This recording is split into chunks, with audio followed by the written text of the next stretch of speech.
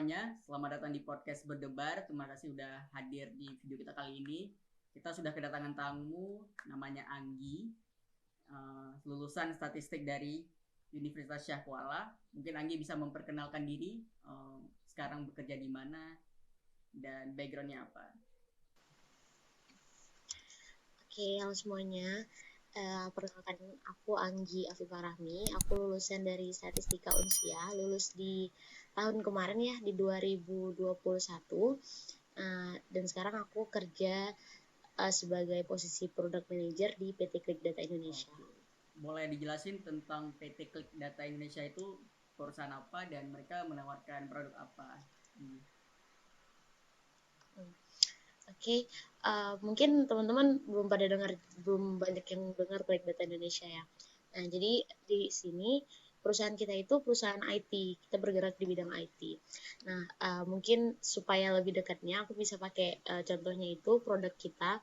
Jadi rumah sakit sekarang kan berharap kalau misalnya mereka bisa jadi untuk rekam medis atau apapun itu seperti antrian itu mengurangi yang namanya penggunaan kertas.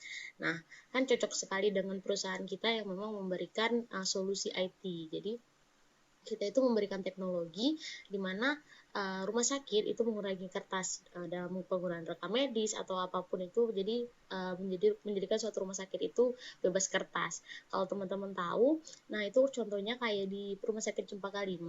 Nah, di sana itu mereka sudah hampir dari mulai antrian, rekam medis atau apapun yang mereka gunakan biasanya kertas sudah mulai masuk ke dalam teknologi. Nah, mereka tidak menggunakan kertas lagi. Jadi mereka bekerja berbasis dengan penggunaan dari aplikasi kita. Nah, Oke, berarti pelayanan kalian adalah bikin semua proses administrasi jadilah bentuk digital ya. Jadi nggak terlalu bahkan waktu yang lama. iya. Gitu. Nah, itu hanya ada di kesehatan aja misalnya, di bidang kesehatan atau di bidang-bidang lain kayak sekolah atau di industri lain. Enggak, sebenarnya kita umum ya. Sebelumnya kita juga ada yang si akad, kalau teman-teman tahu, seperti KRS yang biasanya kita gunakan. Nah, itu juga ada. Juga ada beberapa yang seperti aplikasi mobile, itu kita baru kembangin yang namanya Klik Pasien. Jadi sekarang pasien bisa berobat untuk mendaftar ke rumah sakit itu langsung dari handphone aja. Tapi memang kita sekarang lagi fokus ke bidang kesehatan ya. Karena kan kalau misalnya memang bidang kesehatan ini ya selalu digunakan dan memang dia butuh ya, karena coba kita bayangkan aja tiap pasien itu punya satu rekam medis yang rumah sakit harus punya ruangan khusus untuk menyimpan rekam medis gitu kan, itu kurang efektif kali ya.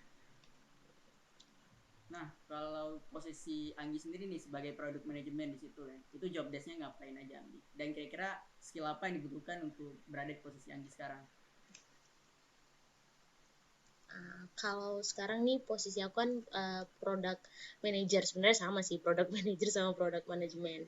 Dia ini kayak bedanya sama biasanya deket sama project management ya, kalau kalian pernah tahu. Nah, sebenarnya deket, cuman bedanya kalau produk ini kan di suatu perusahaan pasti punya beberapa produk. Nah, jadi kalau misalnya product manager ini dia bakal bantu ngelola produk yang ada di suatu perusahaan. Nah, bagaimana cara mengelolanya itu, dia akan menjadi suatu leader tim, di mana tim itu terdiri dari berbagai macam bidang. Nah, misalnya di bidang desain, UI UX design atau apa yang sering didengar. Nah, terus ada juga tim engine, kalau yang biasa teman-teman dengar back end, front end. Nah, ada juga tim data, yaitu data analis, data scientist untuk research. Terus ada juga bidang IT support. Nah, sama yang satu lagi ini adalah bidang marketing. Nah, jadi posisinya product manager ini dia nge-lead tim untuk menjadikan suatu produknya itu menjadi terefisiensi gitu. Oke, jadi Dan dia juga bantu mengatur tim. dia mengatur tim yang berorientasi untuk pengembangan produk ya, produk yang lebih bagus. Nah, Iya. bisa Anggi ceritain nggak satu pengalaman Anggi yang paling menarik selama menjalankan tugas sebagai product manager? Itu waktu itu project apa, kemudian negosiasi seperti apa sama timnya segala macam. Oke, jadi sebelumnya gini ya, product manager ini seperti jembatan dia fungsinya. Nah, jadi sebagai jembatan itu, ketika stakeholder ataupun klien ataupun atasan kita sendiri seperti CEO, nah itu membutuhkan suatu produk dan kita akan melaksanakan produk tersebut, jadi dia melalui si product manager itu. Jadi product manager menyusun dokumentasinya, barulah nanti di timnya dilakukan. Kebetulan nih, selama aku join di Klik Data, nah kita itu produknya udah luncur. Jadi sebelum ada aku, produknya udah duluan jalan. Nah, jadi mungkin kalau misalnya pengalaman sebagai timnya, nah kita di sini sekarang sedang mungkin betul-betul banyak ada kita punya klien barang 20 lebih rumah sakit yang memang gunain aplikasi kita untuk sistem rumah sakit. Nah, jadi mungkin pengalamannya di sini suatu tantangan ketika harus ngelit teman-teman yang memang udah lebih ahli daripada aku sendiri gitu. Jadi untuk selama di sana itu ya aku biasanya hari-harinya lebih ke yang kayak nanyakin ke tim engine ini develop yang permintaan dari rumah sakit yang memang kebutuhan mereka kira-kira udah terpenuhi belum. Nah, gitu-gitulah pokoknya. Tapi kalau misalnya memang produk yang dari awal, sebenarnya aku belum ada yang memang ini kan, yang memang langsung buat produk gitu. Tapi memang nih sekarang lagi ada yang namanya aplikasi Klik Pasien, itu juga kita udah mulai jalan setengah. Nah, mungkin di sini nanti kalau udah selesai aku bakal dapat pengalaman baru banget nih.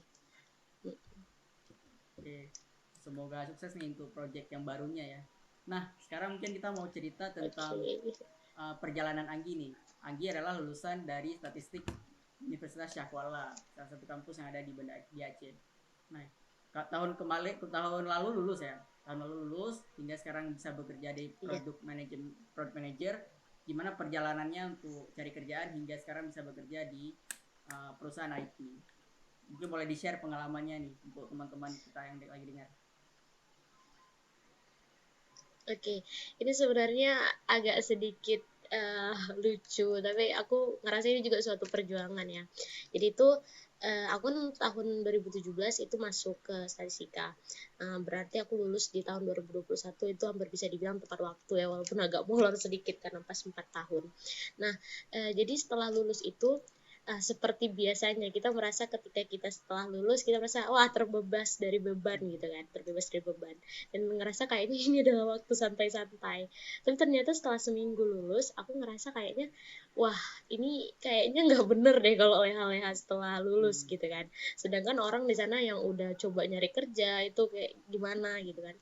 Nah, ternyata di 1 minggu kemudian buat aku jadi overthinking ketika memang aku belum tahu nih aku mau kemana ya, karena jujur jurusan statistika ini sebenarnya luas banget, bener-bener luas, dimana kita bisa masuk ke semua ya.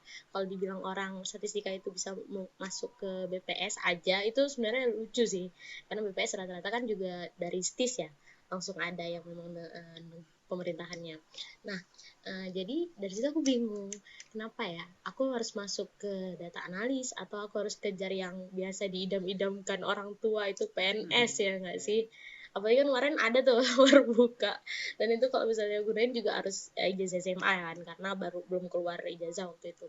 Nah, emang aku di situ memang agak overthinking juga, jadi aku bingung karena ada teman-teman aku juga yang mau lanjut S2. Sebenarnya kan kayak suatu dilema langkah sih sebenarnya. Nah, terus setelah itu aku berpikir nih, kayaknya aku butuh pengalaman dulu sebelum aku kuliah S2. Mungkin ada teman-teman yang memang langsung pengen S2 karena pengennya karirnya kayak jadi dosen atau apapun gitu kan. Nah, di situ itu sebenarnya aku nggak pernah kepikiran buat jadi product manager, bener-bener nggak pernah kepikiran. Nah, waktu itu aku pengen banget jadi data analis ataupun data scientist. Nah, aku berusaha coba ningkatin skill aku selama beberapa bulan. Tapi aku ngerasa juga gini ya, kadang kita kalau belajar di kampus itu terlalu teoritis. Nah, sedangkan kita nanti di dunia pekerjaan, kita emang benar-benar harus yang mengerti bisnis, mengerti pasar, mengerti yang memang benar-benar kita nggak diajarin yang terlalu rinci ketika kita di kampus. Bahkan skill-skill yang aku dapat ketika selesai tamat juga, aku merasa kayak, wah kayaknya aku lulus S1 ilmunya masih segini gitu, kayak nggak ada apa-apanya gitu. Jadi aku coba ningkatin skill, ngikutin bootcamp gitu. Kalau misalnya Furkan tahu mungkin ada yang namanya Data Scientist Indonesia, itu tuh pernah buat bootcamp yang memang mereka bootcampnya itu selama 2 bulan dan itu keren banget. Dan aku pernah ikut itu selama 2 bulan, dan aku ngerasa itu kayak di situ aku berasa baru terisi, walaupun sebenarnya ketika lulus dari situ juga aku masih belum nih sambil apply kerja ya. Mungkin yang pertama aku lakuin juga pas setelah lulus itu aku nggak buat LinkedIn. LinkedIn ini memang benar-benar powerful sih. Mungkin orang-orang masih kayak nanti aja, padahal kan kita perlu personal branding diri kita buat kerja ya kan. Nah, terus aku coba juga lamar-lamar di sana sini. Aduh, kalau masalah penolakan kayak udah sampai interview tahap 2, kan itu interview biasanya ada 3 ya, ada yang HRD, ada yang sama user, yang gitu-gitu kan. Nah, aku tuh udah kayak interview tahap akhir terus aku jatuh, nggak lolos, tiba-tiba di ghosting. Itu tuh kayak udah makanan sehari-hari kali. Kadang tapi aku bisa nggak kebal juga. Sampai aku sering curhat sama teman-teman aku kayak, tahu nggak, aku udah sampai tahap sini tapi ternyata masih belum lewat juga gitu. Mungkin kan kita balik lagi rezekinya harus kemana gitu ya kan. Nah, di bulan 3 waktu itu aku ada daftar Kominfo di Medan. Nah, itu lagi buka data analis. Aku bener-bener daftar nih, wah kayaknya keren nih Kominfo ya kan. Terus aku lulus tahap 1, masuk tahap 2 tes tulisnya itu harus ke sana. Nah, aku ke Medan. Waktu itu pas sambil tes tiba-tiba aku lupa nih. Aku rupanya nggak daftar juga product manager di Quick Data. Nah, ketika selesai aku tes di sana, tiba-tiba aku dapat kabar untuk interview, tapi harus interview kan di site. Kalau karena kebetulan juga di Banda Aceh kan aku juga letak posisi di CV-nya itu di Banda Aceh. Nah, disitulah waktu itu aku disuruh datang interview ke kantor. Nah, di situ aku langsung balik ke Banda dan aku ikut interview. Nah, dari interview masuk ke tahap selanjutnya. Terus di tahap selanjutnya pokoknya itu kayak satset aja sih, kayak seminggu langsung masuk gitu. Emang namanya juga rezeki kan nggak pernah yang tahu kan. Dulu juga aku awalnya ngiranya gini, di situ kriterianya itu kayak mengerti analisa data, kemudian juga mengerti codingan. Kebetulan karena aku juga ngajarnya data scientist, kan aku juga belajar codingan dong, walaupun memang nggak sekeren anak informatika atau yang lain, cuman aku mengerti gitu. Tapi nggak yang memang harus bisa banget, enggak. Nah, di situ juga jadi pas interview, nah ternyata setelah aku pelajari kalau misalnya product manager ini sebenarnya bisa nih dimasukin, cuman ya memang dia tipe-tipe product manajernya ada 3, ada yang memang anak IT banget, ada yang general, ada juga yang anak bisnis banget, jadi dia lebih harus ke arah bisnisnya terus tuh. Jadi gitu aja sih cerita singkatnya. Berarti dari mulai aku bulan November aku wisuda, kira-kira ya 5 atau 6 bulan lah, sempat galau juga tuh nyarinya. Iya, akhirnya jadi ini ya, jadi product manager. Tapi yang untuk di Keminfo itu berarti nggak ini ya, nggak ambil ya? Yang gimana nih, yang Kominfo ya, Kominfo. Nah, di situ tuh aku lulus tahap kedua, terus tapi cuman 3 orang, dari 3 orang lagi tuh cuma dicarinya posisinya cuma untuk 1 orang. Jadi aku mikirnya kayak udahlah nggak usah lagi aja, lagi yang ini juga udah ini kan. Oh, jadi Udah lewat. langsung milih ke sini, nggak lanjut ini ya, nggak lanjut tes di sana ya. Iya, Oke. iya. Yang bisa aku ambil nih untuk patternnya untuk teman-teman yang mungkin baru lulus, kayaknya sering pas aku ngobrol sama orang-orang yang baru lulus, pasti di situ ada postgraduate syndrome mungkin ya, bisa kita bilang. So keadaan kita Iya. cemas, yaitu khawatir karena kita baru berada di dunia yang nyata kan setelah kita lulus, dan itu juga dihadapi oleh Anggi. Kemudian kalau langkah Anggi itu pertama mungkin personal branding, mencoba untuk bikin LinkedIn kayak Anggi bilang itu penting. Lalu kalau misalkan kita merasa skill kita belum cukup, maka kita ikut bootcamp ya, kayak Anggi yang udah Anggi lakukan Iya. untuk meningkatkan skill. Sambil ikut bootcamp, mulai coba apply pekerjaan yang ada kayak gitu. Nah, boleh nggak di-share mungkin ke teman-teman bootcamp di mana nih bisa kita dapat bootcamp apa aja kayak gitu, yang cocok untuk mahasiswa dan ataupun yang udah lulus. Sebenarnya kalau memang untuk sekarang nih, aku ngerasa kayaknya memang karena skill dibutuhkan, jadi udah banyak banget yang namanya bootcamp atau pelatihan, ataupun memang yang sekarang mereka bisa buka internship juga kan. Mungkin waktu aku kuliah itu nggak ada yang namanya kampus merdeka, dan sekarang kan kampus merdeka itu sedang marak-maraknya. Sebenarnya itu juga salah satu poin yang membuat aku sedikit lebih cemas lagi, karena ketika nanti harus bersaing sama orang-orang yang udah lulus dan dia pernah kampus merdeka nih, sedangkan aku belum Jadi pernah kan. kita yang Nah, keren-keren jadi ya. mungkin kalau misalnya Ya, iya, aku kayak kadang-kadang nengok ada lighting aku main LinkedIn, loh dia internship di sini, aku pengen kali lamar kerja di sini. Itu kan kayak ngerasa kayak suatu keminderan banget deh pokoknya. Tapi kalau misalnya untuk nyari bootcamp sendiri ataupun pelatihan-pelatihan yang memang ini, lebih baik pahami dulu nih sebenarnya kerjanya pengennya apa, terus career path-nya itu sebenarnya yang seperti apa. Jangan nanti kayak aku nih, aku belajarnya data analis ataupun data scientist tapi ujung-ujungnya aku jadi product manager gitu kan. Tapi memang balik lagi yang kayak aku bilang tadi, product manager ini sebenarnya nggak fokus banget ke arah IT, bukan fokus banget harus bisa ngoding, yang memang kita bakal ngoding karena itu kan memang ada tugas programmernya. Nah sedangkan untuk aku pelajari sama ini data analis dan data scientist ini ternyata ada hubungan juga loh ke situ kan, buktinya di tim aku sendiri ada data analis ataupun data scientist gitu. Tapi kalau misalnya untuk nyari itu ke LinkedIn atau kemana, memang pokoknya dia setelah kalian pahami skill kalian yang butuhin apa untuk ngelamar suatu posisi, di situ mungkin kalian baru boleh nyari gitu. Bootcamp itu nggak mesti harus yang cari berbayar kok, kan sekarang banyak nih yang berbayar 3 juta jadi seorang data analis gitu, 21 juta siap jadi data analis dalam 6 bulan. Nah itu kan banyak. Tapi kalau memang kalian memang niatnya mau belajar, ya kayak dikasih free trial juga ya ikut aja gitu kan. Banyak tuh yang kayak free trial seminggu, yang ada yang 1 bulan, yang kayak aku ikut kemarin tuh data scientist Indonesia itu selama 2 bulan. Itu memang biasanya kalau gratis dan lama waktunya dan isinya memang betul-betul bootcampnya itu berkualitas, biasanya itu bakal buat kayak seleksi. Kebetulan aku kemarin terpilih dari hampir 1000 juga, hampir 1000 orang itu cuman 30 orang yang diterima. Aku juga bingung sih kenapa bisa keterima memang, tapi ada seleksinya. Pokoknya belajar kan, kalau memang kita mau jangan pernah bosan lah. Aku dulu sempat selama nyari kerja itu aku sempat yang ngerasa kalau sehari aja aku nggak ngelamar kerja atau sehari aja aku nggak buka laptop itu aku merasa bersalah. Saking aku ngerasanya kalau usaha itu kita nggak boleh setengah-setengah, nggak sih ya. Berarti justru sebelum mau cari bootcampnya ya coba riset dulu ya career path apa yang mau kita pilih, baru kita cari platform untuk belajar, dan udah banyak sekali sekarang. Oke, apa nih pesan dari Anggi kepada teman-teman?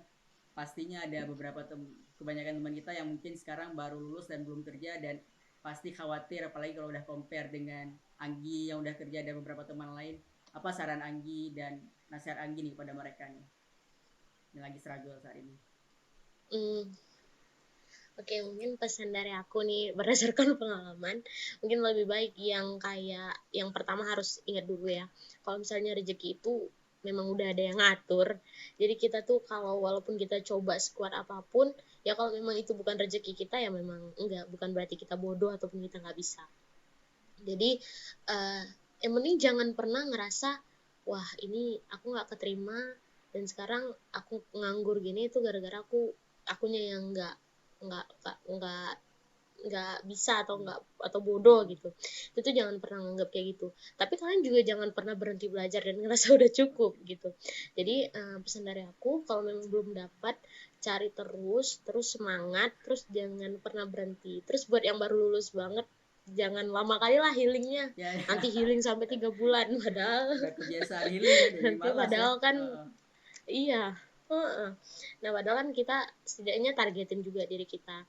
Aku dulu pernah sempat ngerasa minder juga sama temen aku yang padahal aku ngeluh ketika aku dalam 1 hari cuman lempar lamaran 3, tapi ternyata temen aku tuh lebih hampir 10, ada yang bahkan 70 dalam sehari itu dia targetin diri dia. Dan aku ngerasa ternyata usaha aku yang kurang gitu, bukan berarti aku yang kayak nggak bisa atau Tuhan jahat gitu nggak ngasih aku kerjaan gitu. Jadi mungkin lebih baiknya jangan pernah nyerah sih, karena rezeki mungkin memang ada sendiri gitu kan. Tapi kita nggak pernah tahu tuh mungkin kenapa alasannya kita nggak terima. Bahkan aku awal-awal kerja juga ngerasa kayaknya aku kalau kerja di yang aku pengen nih, aku rasa kayaknya nggak bisa maksimal gitu, aku belum berisi. Emang sebenarnya pengalaman itu kita nggak bisa pernah bilang aku udah berpengalaman atau belum, biar kita tetap terus jalan aja. Gitu sih. Sip. Berarti itu poinnya teman-teman, yang paling penting jangan merasa minder dan juga jangan merasa sudah cukup ya. Bahkan kayak kata Anggi, setelah lulus kita masih belum cukup ternyata. Pas kita udah lulus kita belum cukup ternyata. Skill kita bisa kita tambahkan dengan bootcamp dan belajar di hal-hal lain ya. Sekarang banyak di zaman sekarang untuk belajar. Oke, sip. Thank you banget nih Anggi udah sharing tentang pengalamannya dalam mencari kerja, dan mudah-mudahan video kali ini bisa membantu teman-teman juga yang mungkin punya keinginan untuk kerja di bidang IT. Nggak mesti anak yang harus bisa coding kayak kata Anggi tadi, mungkin bisa coba bootcamp. Dan untuk anak-anak yang lagi mau cari kerja, jangan khawatir, jangan terlalu banyak healing. Kita coba aja terus, insya Allah kayak kata Anggi ya, Anggi pengen yang pertama A tapi sehari ini dapat B, kan rezeki Allah nggak ini ya, nggak kita tahu ya. Iya, nggak ada yang pernah tahu. Oke, thank you banget nih Anggi udah ngisi di podcast Berdebar. Semoga sharing dari Anggi ini juga bisa membantu Anggi untuk mempermudah karirnya dan juga kerjaannya ke depan. Oke. Amin. Thank you teman-teman yang udah mau denger ini.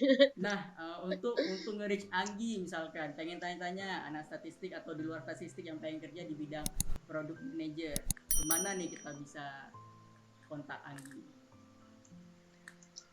Oke, boleh follow LinkedIn aku mungkin Anggi Farahmi, karena aku tipe-tipe yang suka buka LinkedIn juga nih. Walaupun aku udah kerja, aku ngerasa kalau LinkedIn itu suasananya positif aja gitu kan. Nah, mungkin bisa dari LinkedIn kok. Sip, nanti aku selalu accept orang, nggak pernah milih-milih. Siap teman-teman, nanti aku bakalan ikut deskripsi ya untuk LinkedIn-nya. Oke, sampai jumpa di podcast Berdebar lain.